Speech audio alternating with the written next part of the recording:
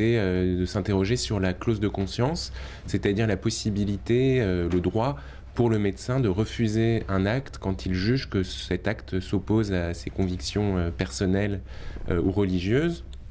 Et à mon avis, une question qui se pose est celle du lien qu'on peut faire entre la liberté de conscience, qui est un droit de tout citoyen, et la clause de conscience. C'est-à-dire, si on considère que toute opinion peut faire l'objet d'une clause de conscience, c'est-à-dire donne le droit au médecin de refuser un acte, alors on s'expose peut-être à une sorte d'arbitraire, parce que on va devoir trier entre des opinions acceptables et des opinions inacceptables.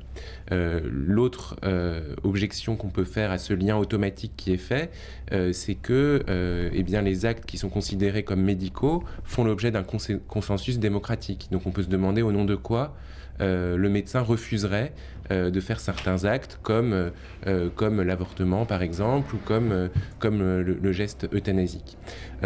Pour moi, il y a quand même une raison qui justifie la clause de conscience, c'est lorsque précisément le médecin est convoqué, la médecine est convoquée pour faire un acte qui n'est pas un acte de soin.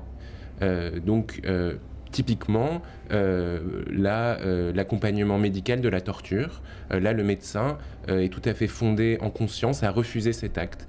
L'euthanasie, qu'on soit d'ailleurs favorable à cela ou non, ouvre aussi, à mon avis, à la clause de conscience, car ce n'est pas un acte de soin, à proprement parler. Voilà, il y a un certain nombre d'actes qui, parce qu'ils ne sont pas des actes de soin, rendent légitime cette clause de conscience.